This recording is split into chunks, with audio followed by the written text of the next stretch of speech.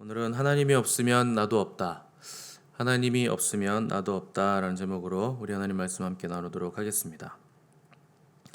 이 시편 14편은 다윗의 인도자를 따라 부르는 노래라 이렇게 표제가 되어 있는데 이런 종류의 노래가 시편에 총 53편이 있습니다. 예전 성경에는 이걸 뭐라고 표현했냐면 다윗의 영장으로 한 노래 이렇게 기록을 했었는데 영장이란 뭔가 많은 회중들이 모인 곳에서 인도자에 따라서 찬양대가 부른 노래라는 뜻입니다. 그러니까 이 시편은 특별히 무신론자들에 관한 노래인데 이 하나님이 없다고 하는 자들이 얼마나 악하고 비논리적인가 이것을 드러내는 시가 바로 시편 14편입니다. 최근 들어 무신론자들의 주장이 인기를 굉장히 더해가고 있고 또 실제로 젊은이들에게 이 무신론자라는 말은 매우 합리적이고 또 과학적이고 또 세련되고 또 지성인 같은 느낌을 많이 주는 징표가 되어가고 있기 때문에 실제 한국 대학생들의 학원 복음화율을 보시면 1%도 안 됩니다. 그래서 대학생들이 1%도 제대로 주님을 믿지 못한다, 믿지 않고 있다 하는 것을 우리가 볼 수 있습니다. 그러니까 지식인 계층으로 갈수록 하나님을 믿지 않는다 하는 것입니다. 그런데 이런 사람들에 대한 성경의 진단은 단호한데 성경은 그들을 뭐라고 부르느냐? 그들은 어리석은 자들이다. 이렇게 말을 하고 있는 것입니다. 1절 보시면 어리석은 자는 그의 마음에 이르기를 하나님이 없다 하는도다. 그들은 부패하고 그 행실이 가증하니 선을 행하는 자가 없도다. 그러니까 자기들 스스로가 우리는 지식인이다, 합리적이다, 과학적이다 이렇게 평가하고 정말 그런 것처럼 생각하고 착각을 하고 있지만 사실은 세상에서 가장 어리석은 자가 누구인가? 하나님이 없다고 하는 자들, 하나님이 존재하지 않는다고 하는 자들이 가장 어리석은 자들이라 하는 것입니다. 1절을 보시면 이런 자들의 특징은 뭔가? 부패하고 가증하고 선을 행하지 않는 것이다. 이렇게 기록을 하고 있습니다. 하나님이 없다고 하는 자들은 부패하고 가증하고 선을 행하지 않을 수밖에 없습니다. 왜냐하면 하나님이 없다고 믿기 때문에 내 마음대로 살기 때문에 그런 것입니다. 무신론자들은 그래서 죄와 긴밀하게 연결이 되어 있고 또 생각과 행동이 거짓되고 항상 타락이 그들의 뒤를 따라다니는 것입니다. 여러분들이 주위에서 하나님이 없다고 강력하게 주장하는 사람들이 있다면 그 사람을 잘 보시기 바랍니다. 그 사람 중에 무신론자들 중에 거룩한 사람들이 있는가, 도덕적으로 굉장히 높은 차원에 있는 사람들이 있는가 보시면 거의 없음을 볼 수 있습니다. 혹시 우리 주변 사람들 중에 예전에는 하나님을 믿었었는데 지금은 믿지 않는 사람이 있다면 찾아가셔서 한번 질문을 해보시기 바랍니다. 하나님을 믿다가 믿지 않은 뒤로 당신의 인격이 더 훌륭해지고 도덕성이 더 높아졌습니까? 더 거룩해졌습니까? 이렇게 한번 물어보시기 바랍니다. 그들의 대답이 어떻게 나오든지 간에 하나님이 계시지 않는 인간의 인격에서는 절대로 선한 것이 나올 수가 없다 하는 것이 오늘 성경의 선포입니다. 겉으로 보기에 선해 보일 수는 있다 하더라도 다 연기고 또 인간적인 행동이고 어떤 목적 있는 계산된 행위인 경우가 많고 하나님과는 아무런 상관이 없다 하는 것입니다. 3절 보시면 다 치우쳐 함께 더러운 자가 되고 선을 행하는 자가 없으니 하나도 없다 하는 것이 성경의 선포입니다. 하나님 없는 인생은 선이라고는 눈꼽만큼도 찾아볼 수 없다는 것입니다. 하나님이 없는 겸손, 하나님이 없는 의로움, 하나님이 없는 착함, 하나님이 없는 열심, 하나님과 함께 하지 않는 인생 설계는 다 치우친 것이고 더러운 것입니다. 아무리 내가 그것을 의롭다고 포장하고 사람들이 좋게 본다고 해도 하나님이 없는 모든 것들은 다 더러운 것입니다. 그래도 열심히 사는 사람들한테 너무 심하게 말하는 거 아닙니까? 이렇게 생각하시는 분이 계실지 모르겠지만 열심이 중요한 게 아니고 말씀이 중요한 겁니다. 성경 말씀에 다 치우쳐 함께 더러운 자가 되고 선을 행하는 자가 없으니 하나도 없다 이렇게 말씀하고 있으면 그냥 그런 것입니다. 무신론자들이 하나님이 없다고 주장하는 이유는 하나입니다. 하나님이 없어야 되기 때문에 하나님이 없다고 주장하는 것입니다. 하나님만 없으면 더 이상 거리낄 것도 없고 마음껏 죄를 지으면서 허랑방탕할 수 있기 때문에 그들은 하나님이 없어야 되는 것이고 하나님이 없다고 계속 주장을 하고 있는 것입니다. 그런데 그들 안에 있는 무엇이 그들의 양심을 계속 건드리고 있고 일깨우고 있기 때문에 스스로 하나님이 없다고 되뇌이고 하나님이 없다고 하는 사람들끼리 모여서 스스로 마취를 해가면서 하나님이 없다, 하나님이 없다 계속 이렇게 주장을 하고 있는 것입니다. 이렇게 하나님이 없다고 말하는 사람들을 1절에서 어리석은 자들이라 이렇게 얘기를 했는데 히브리어로 어리석은 자라는 말이 나발입니다. 다윗에게 잘못했다가 하나님의 심판을 받아 일주일 만에 죽은 그 아비가일의 남편이 바로 나발인데 그 나발이라는 이름의 뜻이 바로 어리석은 자라는 뜻입니다. 이 단어의 정확한 뜻은 식물이 시들어서 죽어가는 것을 의미하는 단어가 바로 나발입니다. 그러니까 단순히 지적 능력이 모자라는 사람이 아니라 하나님의 존재를 고의적으로 무시하고 하나님의 말씀을 고의적으로 대적하며 따르지 않는 사람. 그러니까 나발은 영적 인식력이 부족한 자인데 자기 영혼이 그것 때문에 말라 죽어가는 것을 인지하지 못하고 계속 그렇게 사는 사람이 바로 나발, 어리석은 사람이라 하는 것입니다. 이 무신론자들 중에서 종교가 비과학적이기 때문에 하나님이 없다고 주장하시는 분들이 꽤 많습니다. 그러니까 대부분이 과학적으로 설명이 되지 않으니까 하나님이 없다, 이렇게 영적인 세계가 없다 이렇게 주장을 하는 것입니다. 근데 그런 사람들이 희한하게 귀신은 또 믿습니다. 하나님은 없다고 하면서 귀신은 있다고 믿고 귀신 봤다고 누가 얘기하면 반응이 보통 어떻습니까? 나도 봤어. 자기들도 귀신을 봤답니다. 귀신이 있는데 하나님은 왜 없겠습니까? 과학으로 설명이 안 되는 것이 세상에 얼마나 많은지 여러분 조금만 생각해 보면 알 수 있습니다. 자기들도 과학으로 설명이 안 되는 것을 미스테리라고 부르면서 그런 것들 찾아보기를 좋아하면서 하나님의 존재는 과학으로 설명이 안 되고 기독교는 과학으로 설명이 안 되는 종교이기 때문에 말이 안 된다, 과학적이지 않다 이렇게 얘기하면서 의도적으로 하나님을 대적한다 하는 것입니다. 또 다른 주장은 종교가 폭력적이기 때문에 종교는 잘못된 것이다 이렇게 주장을 하고 있습니다. 종교 간의 불화가 너무 심해서 굉장히 잔인한 전쟁이 일어났던 역사가 인간의 역사에 들어있기 때문에 그것이 종교가 폭력적이라 하는 것을 주장한다는 것입니다. 근데 엄밀히 말하면 종교가 폭력적인 게 아니고 죄가 폭력적이고 죄로 인해 타락한 인간이 파괴적이고 폭력적인 존재들일 뿐입니다. 예수님은 십자가에서 자신을 내어주면서도 묵묵하게 도살당하는 어린 양이 되셨습니다. 가장 극한의 상황에서도 그분은 폭력성을 드러내시지 않았고 오히려 자신을 비워서 생명 다해 인류를 사랑해 주셨습니다. 저들은 자기들이 하는 일을 알지 못합니다. 하나님 저들을 용서해 주십시오. 여러분 여기 어디서 폭력성을 찾아볼 수가 있겠습니까? 인간들이 폭력적인 것이지 우리 하나님이 폭력적이신 분은 결코 아니라 하는 것입니다. 사실 과학만큼 폭력적인 것이 없습니다. 이 고대로부터 현 시대에 이르기까지 인류가 사용했던 이 첨단 무기들을 잘 보시면 다 첨단 과학의 산물들이었습니다. 과학이 무기를 만들어낸 것입니다. 이 무신론자들이 종교가 폭력적이라 하는 그들의 논리에 입각한다면 인류에게 있어서 반드시 제거되어야 하는 분야는 종교가 아니라 과학입니다. 과학이 전쟁을 일으키고 과학이 대량으로 인류를 살상해 왔기 때문에 인간에게 과학을 다 제거시키는 것이 논리적인 것입니다. 그런데 그들은 여전히 과학기술이 인간을 편리하게 해주고 더 나은 내일을 보장해준다 이렇게 얘기하지만 사실 과학기술이 인간을 더욱더 비인간적으로 만들고 폭력적으로 만들고 있다 하는 것을 감추고 있는 것입니다. 얼마 전까지만 해도 불과 15년, 20년 전까지만 해도 우리는 손에 스마트폰이 없었습니다. 그냥 전화하고 문자만 되는 핸드폰을 가지고 다녔지 스마트폰이라는 것은 쓰지도 않았던 때였습니다. 불과 20년 전입니다. 그런데 스마트폰이 급속도로 보급되면서 이제 모든 사람이 스마트폰을 쓰고 있는데 여러분 스스로에게 한번 물어보시기 바랍니다. 이 스마트폰이 생기면서 여러분의 머리가 더 좋아졌습니까? 아니면 더 나빠졌습니까? 예전에는 제가 전화번호 엄청 많이 외웠거든요. 지금은 제 번호하고 우리 사모님 번호밖에 못 외워요.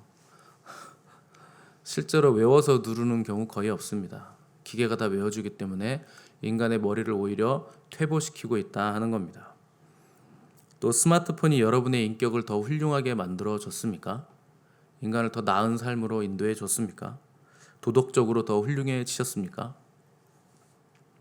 기술이 발달하고 빠르게 왕래하는 사회가 된다 해도 우리가 왜 빠르게 가는지, 그리고 왜 거기로 가고 있는지, 무엇을 위해서 이렇게 가고 있는지, 또 어떻게 살아야 하는지를 모른 채로 가고 있다면 빠르게 발달한 이 편리한 기술들은 오히려 우리가 더 편리하고 빠르게 죄를 지을 수 있게 해주는 사단의 도구가 되는 것입니다. 하나님 없는 기술, 하나님 없는 빠름, 하나님 없는 방향성은 다 죄로 편하고 빠르게 달려나가게 만들어준다 하는 것입니다. 인간의 본질적인 죄 문제가 해결되지 않는 이상 과학기술의 발달은 오히려 인간에게 재앙인 것입니다. 오래전에 저희 형이 군대 있을 때 제가 면회를 한번 간 적이 있는데 거기서 시골 민박집에 한번 묵은 적이 있습니다. 지금이야 뭐 그런 민박집이 없죠. 근데 당시만 해도 민박집은 자기들을 그냥 살던 방, 쓰던 방을 내주는 게 민박이었습니다. 지금은 이제 그런 게 거의 없을 겁니다. 그 민박집에서 하루를 자는데 이 살림살이하고 옷가지들하고 이불들이 그대로 다 있는 겁니다. 그 방에. 그걸 보면 뭘 알 수 있는가? 누군가가 이 방을 쓰고 있구나. 이걸 우리가 한눈에 알 수가 있는 것입니다. 왜 알 수 있는가? 누군가의 흔적이 있기 때문에 여기 사람이 산다, 주인이 있는 집이다, 누가 이걸 이렇게 꾸며놓고 살고 있다 하는 것을 우리가 알게 되듯이 우리가 삶을 살다 보면 우주의 질서와 자연의 법칙과 그 정교함을 보면서 이것을 누가 만들었구나, 아니면 이렇게 정교할 수가 없고 이런 법칙들이 나올 수 없겠구나, 주인이 있겠구나 하는 것을 금방 합리적으로 알 수 있다 하는 것입니다. 제가 여기 볼펜이 있는데요. 이 볼펜을 제가 던져서 볼펜이 이렇게 딱 쓸 확률이 얼마나 될까요? 거의 불가능하겠죠. 근데 한두 번은 볼펜이 평생 제가 던졌다고 한다면 한두 번은 설 수도 있겠지만 그것도 안 될 거라고 저는 생각합니다. 그런데 매번 이 볼펜을 던질 때마다 볼펜이 세워진다면 여러분 어떡하시겠습니까? 그거는 우연이 아니고 그때부터는 이게 법칙이 되는 겁니다. 누군가 그렇게 정한 것이구나, 이렇게 우리가 인지할 수 있는 것입니다. 그런데 온 우주가요, 이런 말도 안 되는 기적 같은 법칙에 의해서 한치의 오차도 없이 지금도 운행되고 돌아가고 있다 하는 것입니다. 그 수많은 별들이 충돌도 없이 다 자기 궤도를 성실하게 1년 주기로 돌아가고 있는 것을 볼 때 누가 이렇게 만들었구나, 이런 법칙이 정해져 있구나 하는 것을 우리가 알 수 있는 겁니다. 우주를 설계하신 분이 우주를 그분의 손으로 붙잡고 있기 때문에 아무런 탈이 없는 것이고, 또한 그분이 바다의 경계를 정하시고 별과 달과 지구의 궤도를 정하셨기 때문에 우주가 안전하게 지금도 몇천 년이 넘도록 유지되고 있다 하는 것입니다. 우주를 지으신 분이 그것을 붙들고 유지하고 계신다면 그분이 또한 지구를 만드시고 그 안에 사람을 만드신 것도 당연한 것이 아니겠습니까? 그런데도 어리석은 사람들은 하나님이 없다고 주장하면서 온갖 죄와 불법을 자행하는 것입니다. 노아 홍수 때 타락과 불법이 만연했던 것처럼, 이 소돔과 고모라가 성적 부패의 끝을 달렸던 것처럼 오늘날 이 지구촌의 모습, 특별히 우리 대한민국의 모습은 타락의 끝을 달리고 있습니다. 해외에서 들어오시는 한인분들이 우리나라의 모습을 보면 굉장히 놀랍니다. 나라가 너무 타락해서 놀랍니다. 여러분, 미국 사람들이 우리보다 타락했을 것 같겠지만 절대 아닙니다. 그 사람들 7시, 8시만 되면 캄캄하기 때문에 밖에 나오지도 않습니다. 다 차로 멀리 집이 있기 때문에 이런 네온 사인 화려한 거 이런 거 없고, 편의점 이런 것도 없고, 밤에 술 마실 수 있는 공간 자체가 없습니다. 근데 기술의 발달이, 이 편리함들이 오늘날 대한민국을 영적으로 완전히 소돔과 고모라처럼, 노아의 시대처럼 성적인 부패까지도 타락하게 만들었다 하는 것입니다. 우리가 사는 시대처럼 이 무신론이 범람하는 시대는 없었을 것이고, 또 믿는 사람들이 이 배도의 물결에 휩쓸렸던 시대도 아마 지금까지 찾아보지 못했을 것입니다. 그만큼 우리가 사는 이 시대는 마지막 때라 하는 것입니다. 그런데 여러분, 더 심각한 문제가 있습니다. 이 세상의 무신론자들보다 더 심각한 문제는 어디에 있는가? 교회 안에 있습니다. 무신론자들이 지옥에 가는 것 매우 심각한 문제입니다. 그런데 교회 안에서 하나님을 예배한다고 하는 사람들 중에 입으로는 믿는다고 하면서 삶으로는 실제로는 믿지 않고 사는 사람들이 너무도 많은 것이 정말 심각한 문제입니다. 주일에 예배 나와서 찬양도 하고 아멘도 외치고 입으로 사도신경 고백하면서 나는 하늘과 땅을 만드신 전능하신 하나님을 믿습니다. 이렇게 입으로는 고백하는데 현실에서의 삶은 하나님보다 다른 것을 더 우선시해서 살아가고 하나님을 갈망하기보다 내가 필요한 것들을 더 갈망하면서 살아가는 교회 안의 무신론자들이 훨씬 더 심각한 문제라 하는 것입니다. 이런 사람들은요, 자기가 평생 교회 다니지만 착각을 하면서 삽니다. 예배도 드리고 헌금도 드리고 봉사도 열심히 합니다. 그런데 실제로는 하나님을 믿지 않는 것입니다. 이런 사람들을 신학적으로 실천적인 무신론자들이라 이렇게 부릅니다. 실제 삶에서 실천하는 영역에서는 그냥 무신론자라 하는 것입니다. 이 사람들이 굉장히 불쌍한 사람들인데 세상 사람들처럼 마음대로 세상에 나가서 죄도 짓지 못하고 그렇다고 하나님께 완전히 헌신되지도 못한 채로 세상에 한 발, 교회 한 발을 담그고 회색 인간이 돼서 죄도 못 짓고 의도 이루지 못하는 평생 불쌍한 삶을 사는 사람들이 바로 교회 안에 무신론자들이라 하는 것입니다. 가장 불쌍한 사람들입니다. 평생 교회 다녀놓고 지옥 가는 사람들이기 때문에 가장 불쌍하다 하는 것입니다. 그런데 이들은 자기가 천국 가는 길로 걸어가고 있다고 착각합니다. 실제로는 반대로 걸어가고 있습니다. 그런 사람들이 교회 안에 너무나 많다는 것이 이 시대의 비극입니다. 참된 거룩함이라고는 조금도 찾아볼 수 없고 삶과 대화 속에서 거룩함을 전혀 드러내지도 못하면서 자기는 천국 간다고 믿고 있는 껍데기 신앙이 교회 안에 난무하고 있는 것이 우리 시대의 비극 중의 비극입니다. 그래서 우리 주님은 마지막 때에 내가 믿음을 보겠느냐 이렇게까지 말씀을 하신 것입니다. 여호와께서 하늘에서 인생을 굽어 살피사 지각이 있어 하느님을 찾는 자가 있는가 보려 하신즉. 하나님을 찾지 않는 삶을 지금 여러분이 살고 계시다면 여러분은 지각이 없는 자입니다. 아무런 생각이 없는 것입니다. 여러분은 무엇을 찾고 계십니까?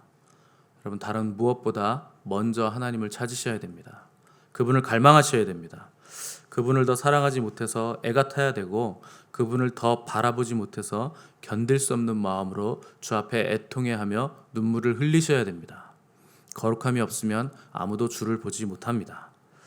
죄는 우리 영혼을 납덩이처럼 무겁게 만들고 마침내 지옥불로 떨어지게 만드는 것입니다. 지금까지는 다만 하나님께서 우리를 붙잡고 계시기 때문에 우리가 떨어지고 있지 않을 뿐입니다. 하나님께서 우리에게 기회를 주시기 때문에 우리가 지옥으로 떨어지지 않고 있을 뿐입니다. 그런데 그분이 손을 놓으시면 신속하게 떨어져 버릴 사람들이 교회 안에 너무나 많다 하는 것입니다. 우리의 건강과 지혜, 우리의 노력, 우리의 성취, 우리가 의지하는 그 어떤 것도 떨어지는 우리를 붙들어 주지 못할 것입니다. 우리의 의는 다 더러운 옷 같으며 바짝 말라버린 잎사귀 같이 다 시들어 버리는 것들 뿐입니다. 다 거미줄입니다. 우리가 붙드는 것, 그것 붙잡고서는 매달리지 못합니다. 굴러 떨어지는 바위를 거미줄이 어떻게 붙잡아 줄 수 있습니까? 하나님은 절대 속지 않으십니다. 우리가 아무리 입으로 하나님을 믿는다고 하면서도 실제로는 믿지 않는 이 교만과 어리석음에 있는 것을 하나님은 다 보시고 계십니다. 그분은 우리의 중심을 보시기 때문에 그렇습니다. 우리는 회개해야 됩니다. 하나님보다 나를 더 사랑하고 하나님 일보다 내 일을 더 우선순위에 놓고 산 것을 여러분 오늘 회개하시기 바랍니다. 애통해 하시며 하나님의 도우심을 구하시기 바랍니다. 하나님은 우리의 과거와 현재와 미래를 다루실 수 있는 유일한 분이십니다. 하나님을 떠나서는 아무것도 없는 것입니다. 오직 그분에게만 구원 얻는 지혜가 있을 뿐입니다. 세상이 믿는 첨단 과학과 이성으로는 이 구원 얻는 지혜를 찾을 수도 없고 살 수도 없는 것입니다. 돈으로도 아무리 천문학적인 돈이 있어도 이 지혜는 살 수가 없는 것입니다. 그러나 저와 여러분은 값없이 이 지혜를 살 수 있습니다.